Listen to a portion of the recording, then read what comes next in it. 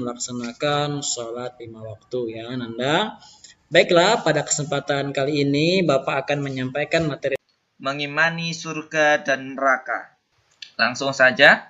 Oke anak-anak, pada pertemuan kali ini kita akan membahas surga terlebih dahulu ya. Nah, apa itu surga? Surga dalam bahasa Arab biasa disebut dengan al-jannah atau al-hadiqah zatusis sajar, yang mana artinya ini adalah kebun atau taman yang terdapat banyak pepohonan. Jadi, Pak Guru ulangi, surga dalam bahasa Arab disebut dengan al-jannah. Ini kata yang umum, nah, atau bisa biasa disebut dengan al-hadiqah zatusis sajar. Dalam arti lain, surga merupakan tempat manusia mengenyam kebahagiaan kelak ketika di akhirat, yang mana surga ini adalah sebagai balasan atas keimanan dan amal soleh manusia ketika hidup di dunia. Jadi anak-anak, surga itu adalah satu-satunya balasan Allah kepada orang-orang beriman dan yang beramal soleh ketika di dunia, yang mana ketika di surga kelak mereka orang-orang yang beriman dan beramal soleh ini akan ditempatkan ke tempat yang paling nyaman, paling bahagia di akhirat sana, yaitu di surga Allah ini. Yang mana di surga Allah ini banyak pepohonan, banyak sekali buah-buahan, banyak sekali sungai-sungai, ya. Kita hidup di dunia saja melihat pepohonan, sungai, air mengalir, buah-buahan itu sangat senang sekali. Apalagi kelak di surga. Jadi surga itu merupakan tempat ternyaman di akhirat kelak. Nah, siapa toh yang nggak mau pergi ke surga? Tentunya kita semua ingin ya anak-anak. Oke, kita lanjut ke materi. Oke, lanjut ya anak-anak. Nah, di sini beriman tentang adanya surga dan neraka itu adalah bagian dari iman kepada hari akhir. Nah, anak-anak tentu sudah tahu bahwasannya iman kepada hari akhir itu merupakan rukun iman yang kelima. Nah, kenapa kok ini surga dan neraka dimasukkan ke dalam iman kepada hari akhir? Karena surga dan neraka itu dapat kita temui ketika di akhirat kelak. Seperti itu ya anak-anak. Nah, lanjut. Di dalam Al-Quran pun banyak yang menjelaskan tentang adanya surga. Nah, di antaranya yaitu pada Quran Surat Al-Imran ayat 133 ini, di bawah ini. Pak Guru bacakan. A'udzubillahi minasyaitonirrajim. Bismillahirrahmanirrahim. Wa jannatin arduhas samawatu wal ardu uiddat lil muttaqin.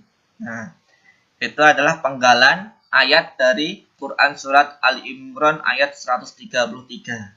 Yang mana artinya, dan kepada surga yang luasnya seluas langit dan bumi, yang disediakan untuk orang-orang yang bertakwa. Nah, di sini Allah itu menyiapkan surga yang luasnya itu seluas langit dan bumi, ya. Yang mana surganya itu dikhususkan atau disediakan untuk orang-orang yang bertakwa kepada Allah Subhanahu wa taala. Nah, lanjut ya. Selanjutnya anak-anak kita akan belajar tentang nama-nama surga ya. Jadi surga itu tidak hanya ada satu, tapi di sini kita akan belajar tentang 7 nama surga. Ya anak-anak, yang pertama kita kenal dengan surga Firdaus. Surga Firdaus ini adalah surga yang tertinggi, ya, surganya para nabi dan rasul. Yang kedua, surga Aden. Yang ketiga, surga Naim. Kemudian yang keempat, surga ma'wa. Yang kelima, surga Darussalam. Kemudian yang keenam, surga Darul Muqammah. Dan yang ketujuh, surga Al-Maqamul Amin. Nah, itu adalah 7 nama-nama surga ya anak-anak. Silahkan anak-anak bisa menghafalkannya ya, agar kita bisa lebih mengenal surga-surganya Allah yang Allah sediakan untuk kita semua.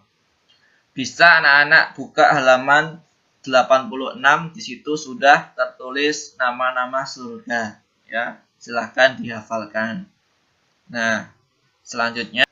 Nah, jadi surga-surga yang disebutkan di atas tadi adalah surga-surga yang Allah siapkan untuk orang-orang yang bertakwa, kemudian orang yang beriman, dan orang yang selalu beramal soleh.